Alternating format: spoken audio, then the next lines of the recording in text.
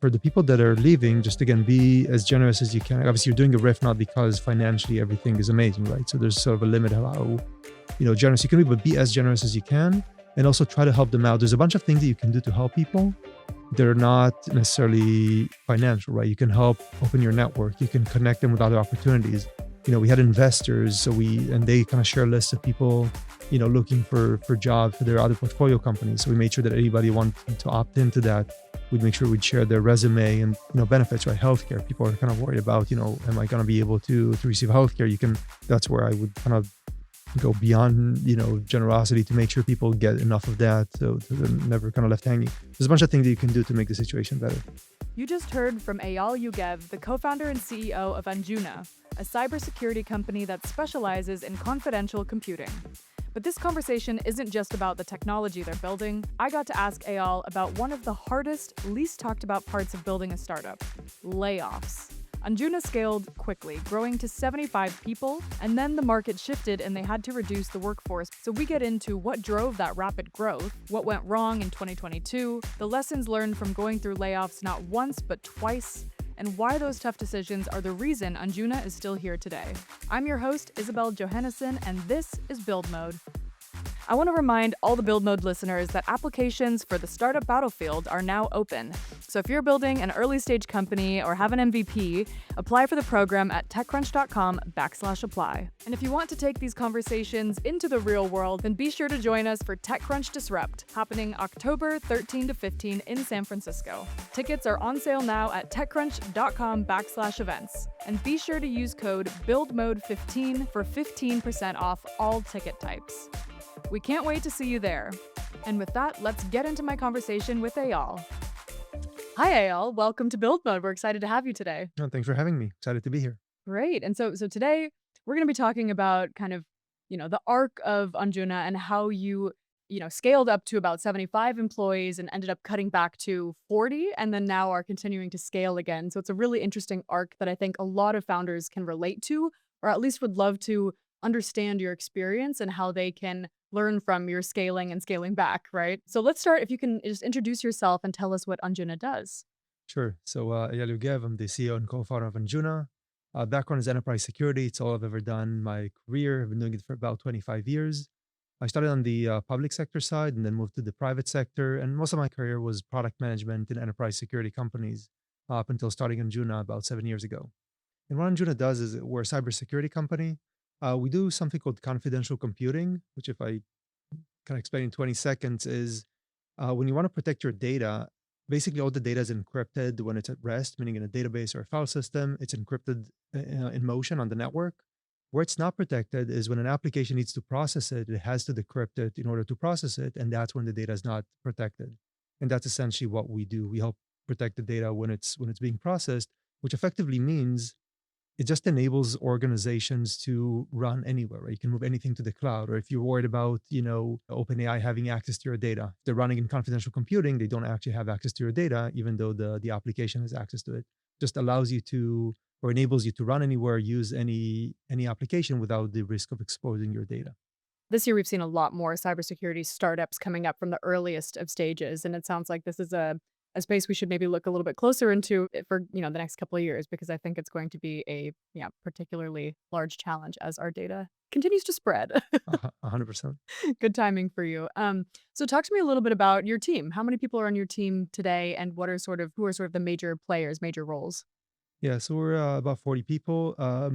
So mostly engineering and product. If I kind of look at the organization, there's kind of three components, right? There's engineering and product. There's all the go-to-market side, so sales, marketing, and then there's the G&A, finance, HR. For us, the vast majority is engineering and product. Customer success is a big one for us. We tend to sell to the kind of large enterprise, and a lot of them want a dedicated, customer success person helping them out. So almost every large deal, we have to hire somebody to help in that regard.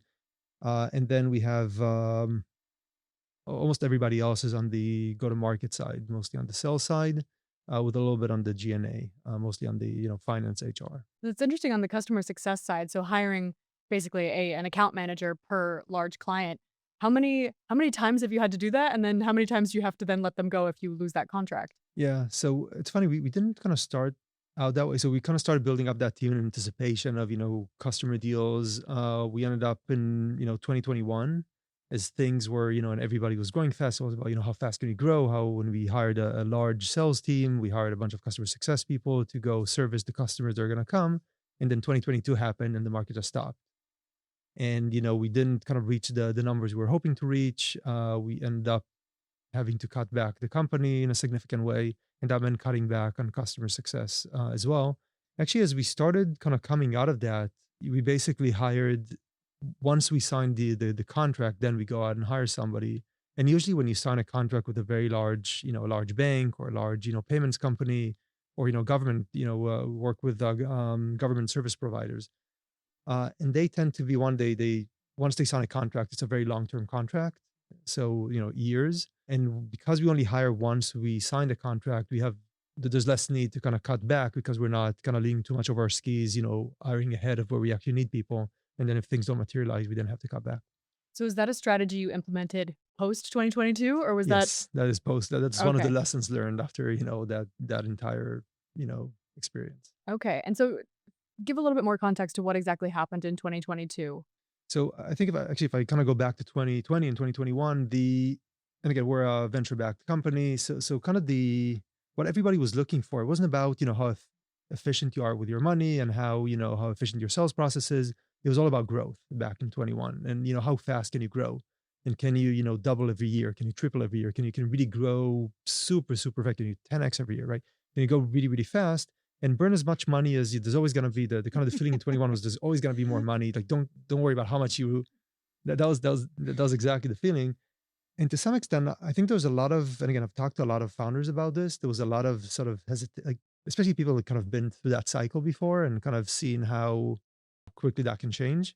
But the problem was if you try to be more, say, call it conservative with how much you spend and grow a little slower, then it would have been harder for you to raise the next round because nobody valued, the investors just wouldn't value that. They only valued how fast you can grow.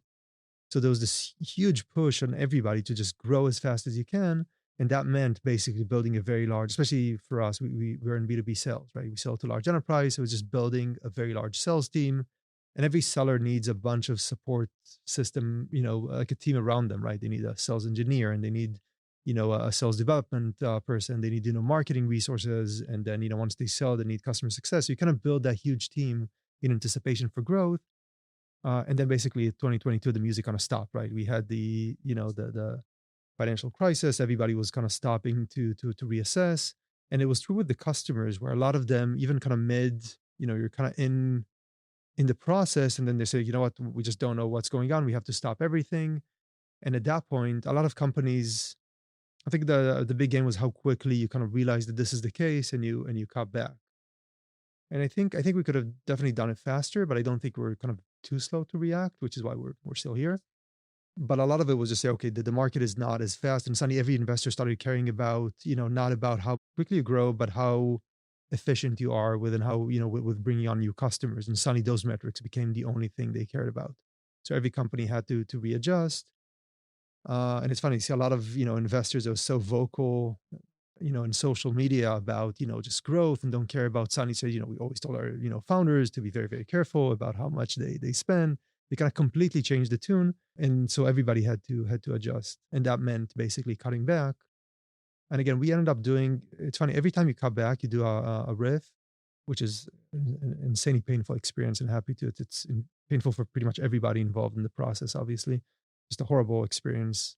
But you always think that you've kind of cut back enough or kind of even more than you needed to. But like it was true for us, but I've seen so many people that end up doing a second one because, once you've cut once, you realize actually I haven't cut deep enough and I had to go and do this again. So we end up doing it in twice, which again is to some extent even worth, right? There's only so much you're gonna build trust with your team, right? When you grow and doing a riff takes away some of that trust and doing it riff twice takes away even more, I think the second one kind of hurts even more in many ways. Yeah, I mean, there's so many things I wanna double click on there, if you will. But I'm curious. So, you said, of course, the reason you guys are still around today is because you were able to react quickly and you were agile enough to scale back when the external factors, started to not play in your favor. So, I guess what did you have set up internally that enabled you to react quickly? And like, what would you advise companies to build in their infrastructure from day one to be able to kind of scale back when they see things coming in the market? Funny, I'm not sure that we've done anything to like you never kind of plan for the bad times to some extent. I do. I mean, I feel like that depends how, yeah, if you're optimistic or pessimistic, but Like I feel like you have to be very optimistic to be a founder, right? that's Like probably it's true. Yeah. so I don't know, maybe people do. I've never I never planned for the bad times, and I haven't talked to founders that have like it's funny. One of the things that somebody told me, and again, it's sort of advice that you get. And I thought it was great. When you hire an executive, you want to bake in basically kind of what the separation might look like, whether if they want to leave or you want to let them go, because otherwise it could become very very messy if you don't. So I started doing that, and I thought that was a that was a very good idea. It's almost like a prenup to some extent, but that was like the only situation where I saw people kind of plan for. I've never I don't even know how you'd plan for like a riff or like a potential riff, right? You grow because you don't expect to cut back, right? To some extent, the way to plan for it is not to overhire to begin with. What helped us get through this? I guess one is just a bunch of advisors that kind of you kind of start hearing from your board, from advisors. You kind of see people around you. One of the things that helped is we weren't the first one to go do the riff. So by the time we did that, the team has seen that almost every company is going through this, or every company is talking about going through this. So it's sort of like a market condition. It wasn't that something was fundamentally wrong with the company. It was just this is the market, and everybody has to kind of rethink. That was one thing that was helpful. The other thing is just company culture. I think matters a lot when you go through something like this. When everything is kind of up and to the right and everybody's happy, you can get away with culture that's not great, maybe. But when things are bad, if you have a good culture, that's what keeps people around, that what keeps you together as a team. Well, so how did you sort of build that culture? Because you also mentioned that, the second sort of round of layoffs was more difficult, right? And to kind of keep morale up during these difficult times, what was your train of thought? Yeah, I can talk about just sort of culture in general and kind of how I think about culture. And I think one of the kind of benefits, one of the things that I kind of had was that I've seen a bunch of people kind of coming right out of college and starting companies, and it's great, right? And some of them are the most successful entrepreneurs on the planet. Some of them. Yeah, some of them. Yeah, it's always survival bias, right? You know the ones that are, and Yeah. like you never hear the ones that are not. But the kind of the downside of that is if you've never worked at a company and you never kind of experienced different company cultures and what you like, what you don't like, what works better with teams. So I think kind of one of the benefits that I had was that I worked at a bunch of companies before starting this company. So I saw a bunch of company cultures, and for each one, I kind of took this is things that I like, these are the things that I don't like. This is something I'll never want to do of a company. And to me, and it's funny, one of the things that I've kind of saw very early on is people kind of have these kind of 10, these are culture, 10 things on the wall, and it's none of it matter. It's not about what you write on the wall. It's not about what you say. It's what you do, right? And basically, a culture is basically there's 1,000 little decisions that you make every day, and those are the ones that actually define the culture. It doesn't matter what you have on the wall. Like no, nobody cares about it. Nobody listens to it. Like and it almost becomes like almost like a if what you do is different than what you say, it almost becomes like an internal joke within the company. Though they say like it's very hard to get away from that. And what I like, and it's funny, I heard Jason Wang, the founder of Zoom, talk about this, and he kind of talked about it the exact same way that I would think about this, which I loved. I actually took it to my company. And he said he has only one word when it comes to culture, and that's care. That I care about my employees, I care, we care about our customers, we care about every our vendors, we and I love that, and that's kind of what I took for our company culture, and we kind of use care as the kind of the word for the company culture. And to me, it's just 1,000 little things. I could give some examples, but like every decision that you make, right? It's from even people that you not necessarily that you're gonna hire, right? You're interviewing somebody. If you decide not to move forward, is letting them know that, and not just ghosting them and disappearing, right? That's part of it. How you part ways with somebody. How do you talk about people? Like I've been in companies where once somebody leaves or they're let go, people start kind of talking, saying bad things about them, and I didn't like that, right? It's even if they weren't great, there's really no point bringing it up. But especially people that were great, I knew they were great, and they decided to leave. But then, within these companies, they started, kind of, bad mouthing them because they left, and I hated that. So it's that, and obviously everybody in the company, obviously everybody, as you part ways as part of a riff, how do you kind of make sure that you give people the as much support as you can as you do that? How do you communicate this? How do you make sure it's communicated? It's not because, maybe some roles are not needed anymore, but it's not because these people haven't done their job right. There's a bunch of things that you can do to kind of make the transition easier. I mean, so some examples would be great. I mean, also examples from things that you took from past jobs, either for better or for worse. And then, like you were just discussing, when letting people go specifically. I mean, that's, very tricky situation to navigate. I think all CEOs and founders will have to do it at some point, if not already. What was your learnings and advice for that?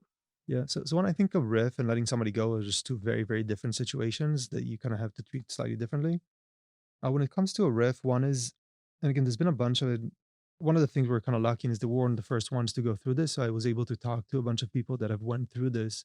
Like there was this very famous, Google thing. I think it was the first time they've done a riff where people kind of came with their key card over to the offices and just the key card wouldn't work. And I think that's just a horrible, horrible way of letting people. And again, I don't think they've done it on, at the scale Google's at is obviously much, much harder to manage it at the scales, that we were at.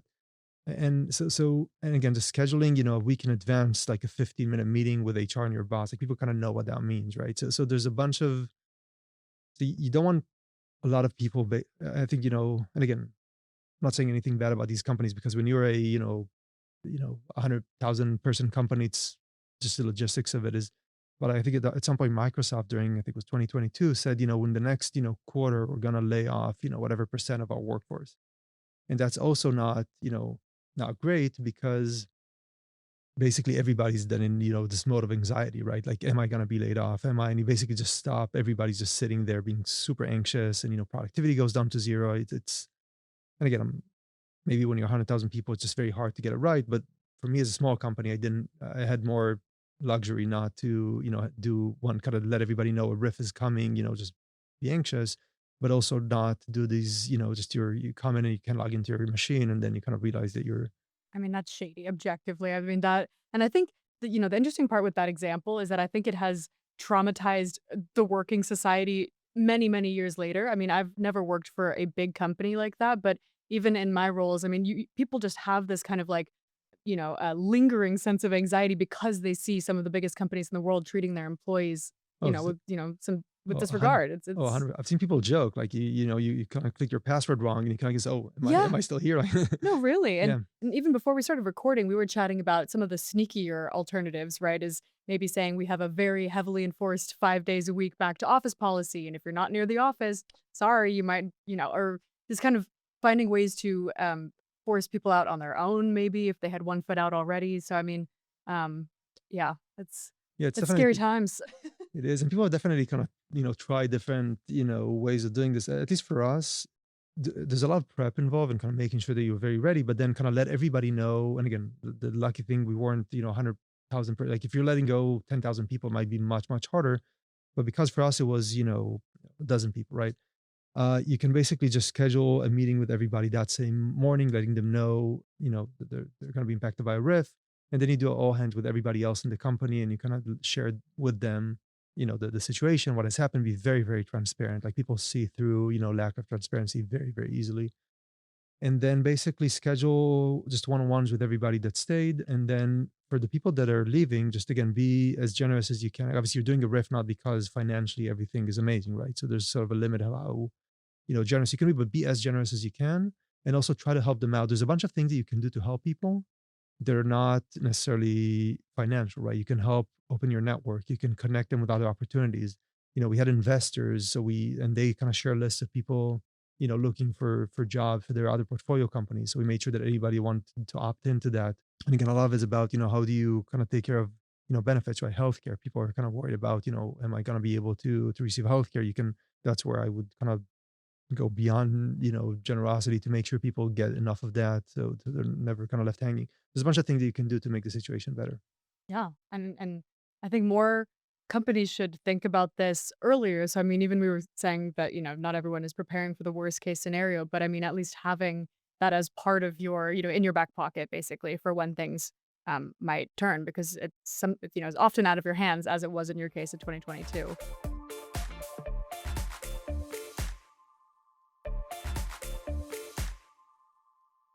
So let's take another step back. So let's talk about the growth that sort of led up to the 2022 crash. Who is telling you to move fast? So to some extent, the market itself, right? As I said, as I was saying, just the investors were looking for these kind of very very fast growing companies. So and you just had to different businesses require different things to go fast. If you're a B2C company, it's how do you advertising and how do you kind of make sure people know about this. I've kind of always been in B2B.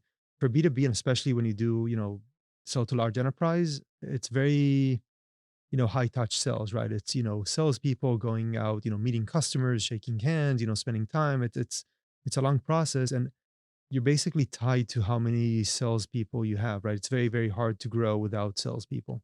So basically, growing fast means hiring a bunch of salespeople and as I mentioned, the support system around them, because every salesperson comes with like probably two or three other people around them to just make sure that they're supported to be able to close those deals.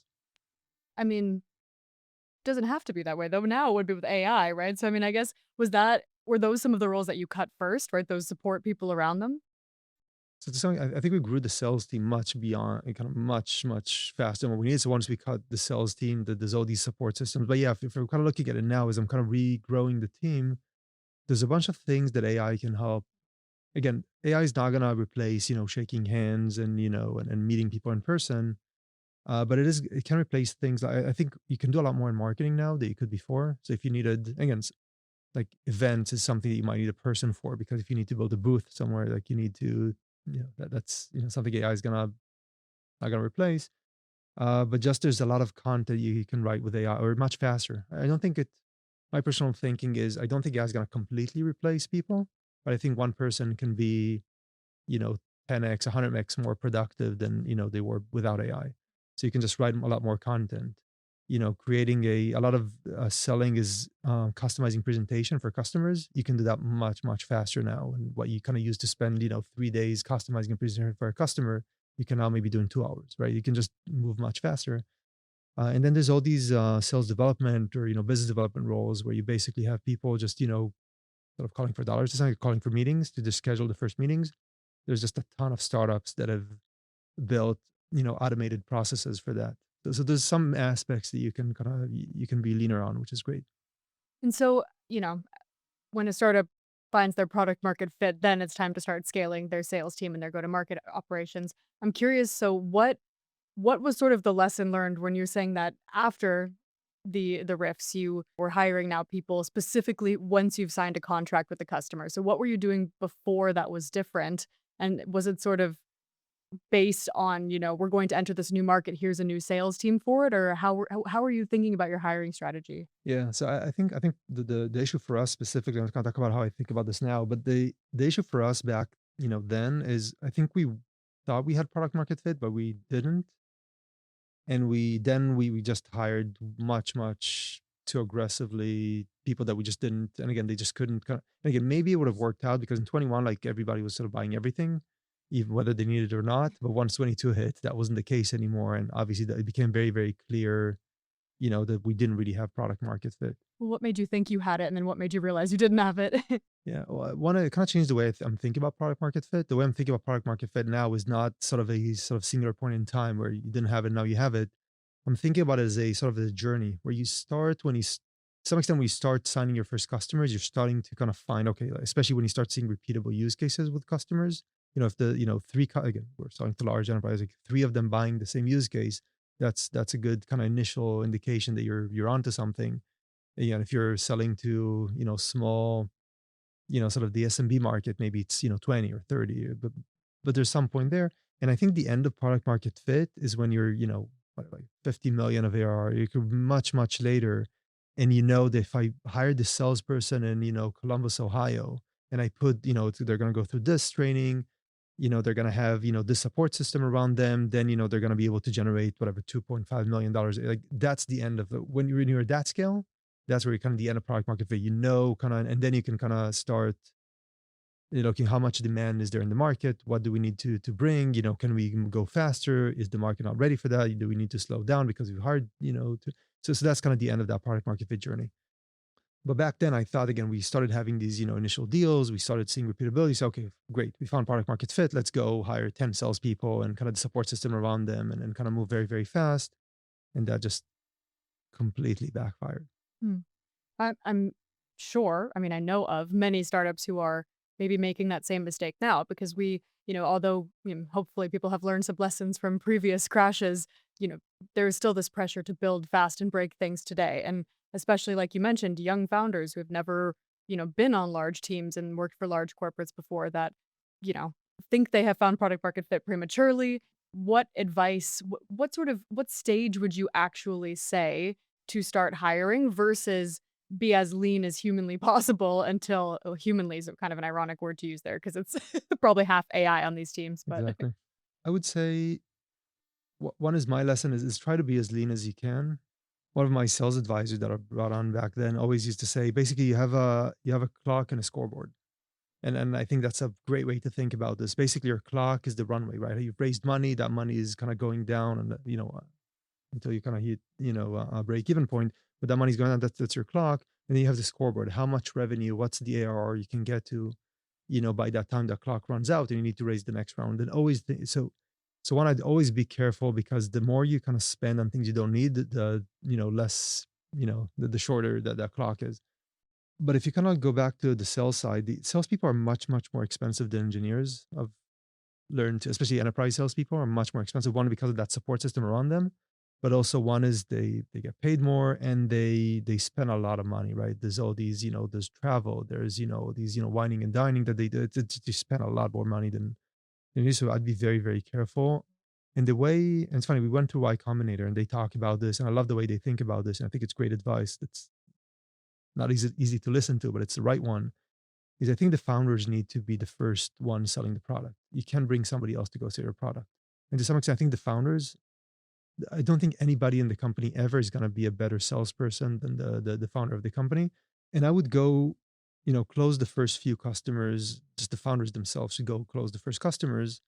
And the other thing that they're saying about this, it's better to have 10 customers that love you than 1,000 that like you. So just have found those 10 that really just can't do without you, and they love you and they want to buy more and they want to be references. So once you found that, and again, if you're selling to large enterprise, maybe you need one or two. If you're selling to SMBs, maybe you need 100. But based on kind of who you're selling to, where that moment is, and then don't hire a sales manager or a VP of sales. Then go hire sellers, and see whether or not you can teach them how to sell the product. And if you've brought on two salespeople and you were able to kind of teach them how to sell the product, and they're starting to be successful, then that's the time to bring in a VP of sales and start scaling the sales team. so let's talk a little bit about that, those executive hires. So when did you bring in your first executive? The first one was on the engineering side. I brought in a VP of engineering that was relatively early on. And just the engineering team got to a point where we just knew we needed somebody professional to go, manage that team. So that was kind of my first executive hire that we brought on. And he's still with us. He's phenomenal. Really probably one of the best hires I've ever made. And did you, talk with a VC to sort of kind of source different candidates for that, or how did you find him? We ended up using an executive search firm. I guess the process there is you basically want to come up with, okay, what is the process? What is the process for hiring somebody? And to some extent, you want to do it for every role, right? What is you don't want to kind of make it up as you go. You want to think ahead of time, what are the qualities I want in that role, and kind of how do I assess for those qualities, and what would be the process? And the other thing is you want to make sure that everybody go through the same process. Because one of the problems is if you kind of just kind of wing it, you get with a bunch of, two or three or four candidates to kind of the finish line. And if all of them went through a different process, suddenly you just don't know, Comparing how to. apples and oranges. It's exactly. But also, because I mean, the executives that you hire, they're the culture that they bring, the management style they bring will trickle down, and the larger you scale, you could be scaling with some negative energy going on in one of your department heads, and you don't even may not know it. 100. I can't tell you how much I agree with that. So that's one of the things I want to say, sort of, if culture matters to you, but to some extent culture should matter to everyone, right? If culture happens, whether you think about it or not, and if you don't think about it, it's going to happen maybe in a way that you don't like. And it's true that there's sort of a company culture, but every department builds its own culture as well. And if you're not careful, yeah, you might be people who are not a good fit with your culture, and one, it's going to be very hard for them to be successful. If there's sort of a culture clash, they're just not going to be as successful. And number two, you're just going to build, yeah, areas within the organization that have a culture that you don't like. And even if you think it's contained, I've actually made not gonna go too deep, but I've hired an executive one that I knew was gonna not gonna match with the culture. And looking back, it was a mistake because you think you can contain it to that department, th- but you can't, right? It eventually affects the entire company. And let's talk a little bit about, some of the things that you learned from previous roles or other founders that you really like about company culture building specifically. What are some tactics and examples that have worked for you in creating a healthy culture? Okay, so one thing is, especially as the CEO of the company, right? But it's kind of true for every manager at every level. Whatever you do, Matt, like everybody's gonna is looking up to you to kind of to make decision, and it's not just what you do; it's what you do or you don't do, right? If somebody, let's say, curses somebody or kind of says something very mean, and you don't say anything, you've enabled that, right?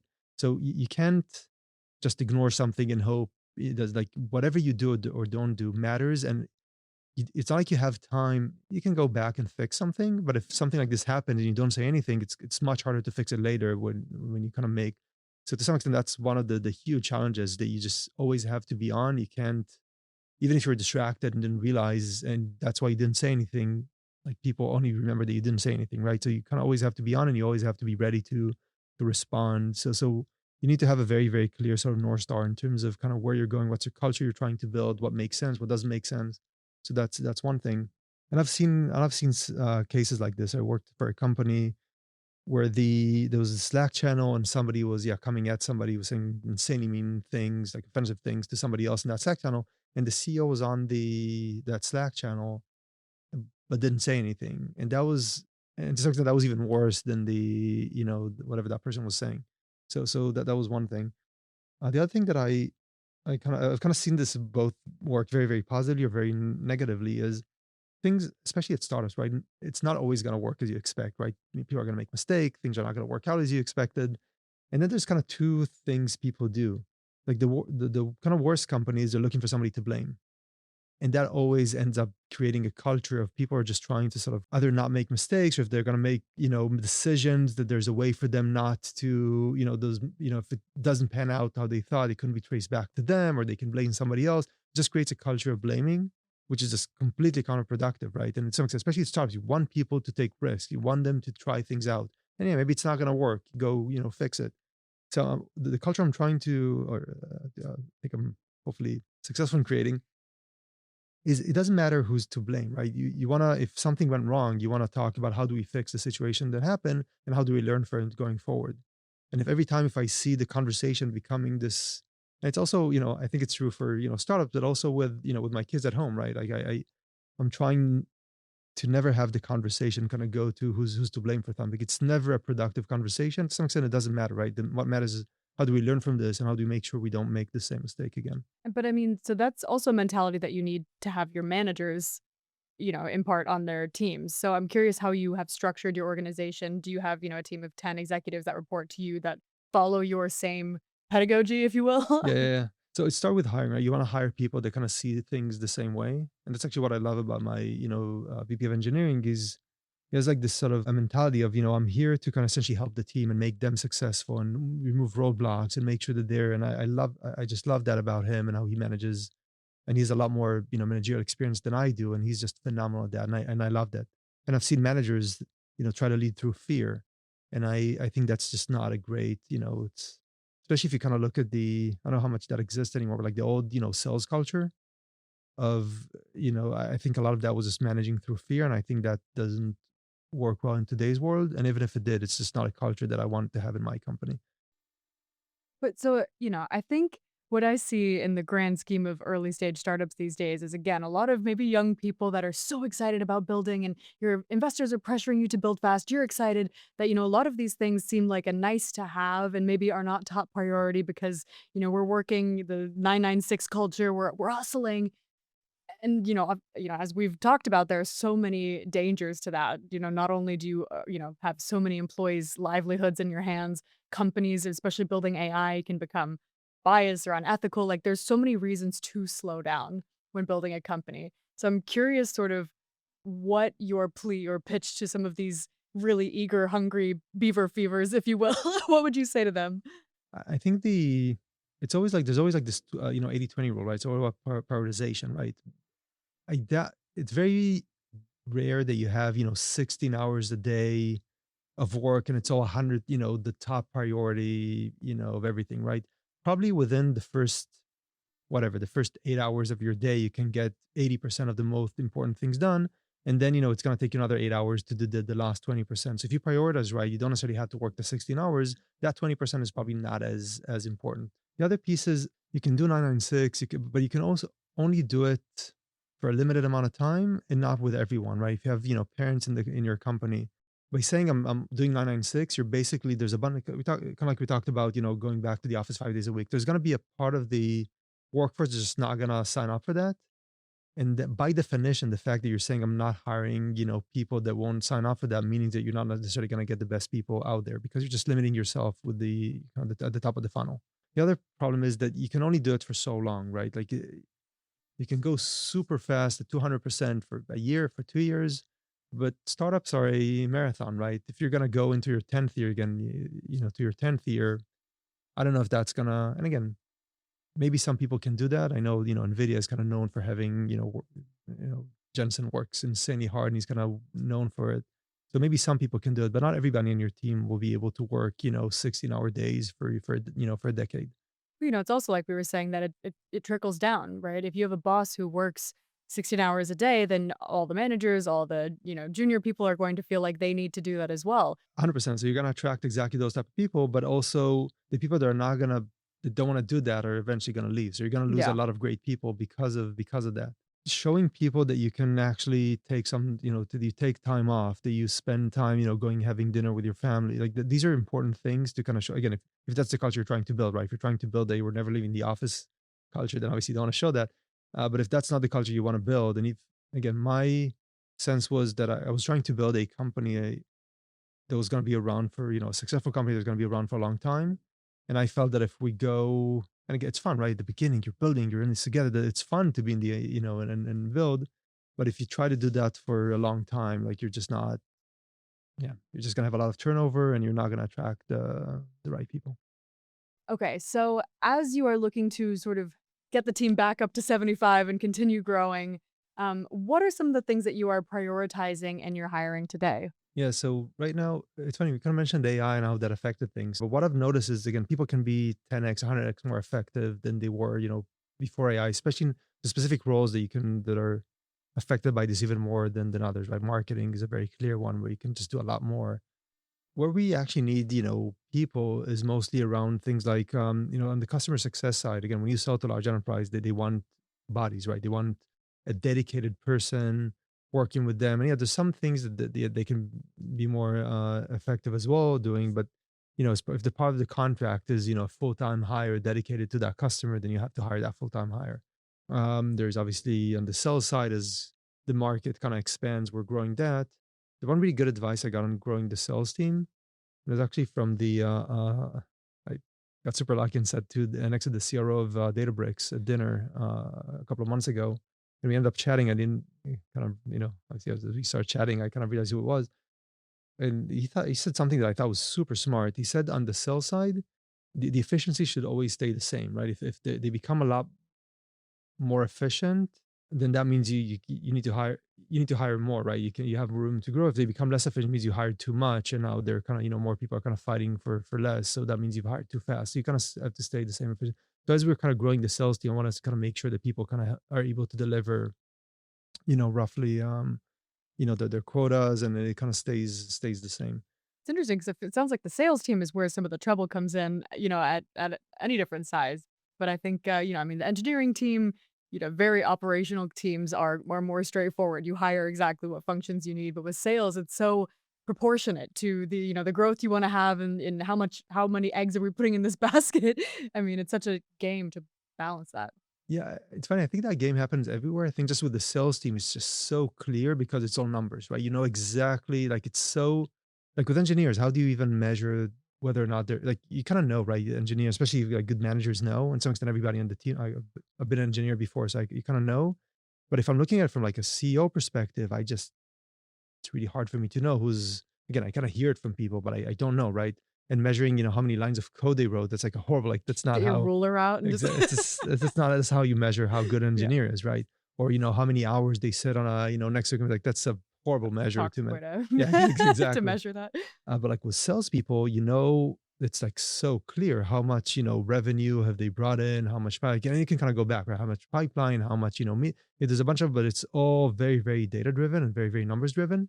And it wouldn't surprise me that every engineering team, again, not to kind of, there's a lot to say about what Elon Musk did at Twitter, where he came in and just cut off 80% of the team.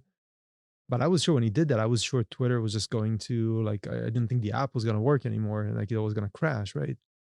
But it worked, and definitely there was probably a lot more people there on the engineering side that was needed. I don't know if 80% of them, but probably more. But it's so hard to know that, and I can definitely see how the leadership at Twitter, right? Like for them, like everybody's is valuable, and it's, and only when you kind of, again, kind of like the riff, right? You kind of cut back. You feel like you've cut as much as you can. Anything beyond that would just But then once you've done that, and a couple of months go by and say, actually, we could have cut a little bit more.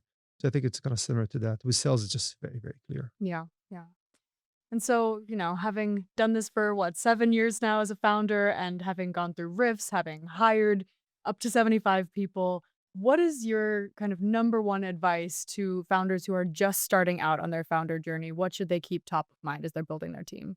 At least my sense is, I think people is really what matters most. Is one, choose your co-founder very very wisely. And I was kind of lucky to choose somebody, but again, it was kind of more, we worked a little bit before in the past, but it's just, you just don't really know until you actually kind of are in the trenches with somebody kind of doing this. And the other one is investors as well. Kind of be very very assuming you have the choice, be very careful on which investors you bring on. I heard this super interesting statistic. I don't know if it's true, but it sounds true, that the average relationship between founders and their investors is longer than the average marriage in the U.S. You know what? That sounds true. That I sounds agree. true, It right? sounds true. Unfortunately, it Yeah, sounds but that's horrible. But yeah. but to me, what that means is be very careful on who Right. you bring onto the cap table, because that's going to be a very long term relationship, and it's, to some extent, I think it might be easier to divorce somebody than to remove investors from the cap table. So just be very careful who you bring on. Oof. We got to end on a slightly more positive note than that because it's a very good point though. But At least for us, it was very like we've brought phenomenal. We were kind of lucky in terms of our journey, and we brought phenomenal investors, and it just shows. I've heard these horror stories, and I've seen how, to some extent, the reason we were able to kind of survive that, 2022, was because we had amazing investors that were just there for us and supported us and helped us. And the best hires I've made were through on the executive side, were through the investors, and they were there to support us, and we were just super super lucky. But I've heard some horror stories, and I had friends who just, companies essentially died because investors were you know doing things to undermine them. I feel like this also goes back to, the focus on speed, especially when, you're running out of runway and you have to raise and you just take whatever investor is kind of, giving you the highest valuation right now. It's such a dangerous game. And so to really just slow down and understand that this is a marathon, like you said, not a sprint, and not to make rash decisions on any people Oh, front or any front really. 100%. And to some extent, that, I think, again, if you're running out of money and you only have one option, then it is what it is, and go, take it, build a company, and kind of deal with it. But if you have multiple options and you choose based on the valuation, I think that's a horrible way to decide. It's almost like saying, I'm gonna, redo my house. I'm gonna take the cheapest contractor that comes. This is not how you want to make the decision. Yeah, you want to take the valuation into account. But if that's the one thing you look into, you're gonna end up, or you're at a much higher risk of ending up with investors you're not gonna be happy working with. Mm, very true. All right. Well, thank you so much for joining us today. It's been a pleasure chatting with you. Yeah, thank you. Thank you for having me on. Build Mode is a TechCrunch podcast. Each episode is produced and edited by Maggie Nye and hosted by me, Isabelle Johannessen. Our art and design is also by Maggie Nye. A big thanks to Morgan Little, who leads our audience development, the Foundry and Cheddar video teams, and most of all to you, the builders, and everyone else in the wider startup community. We'll see you back here next time.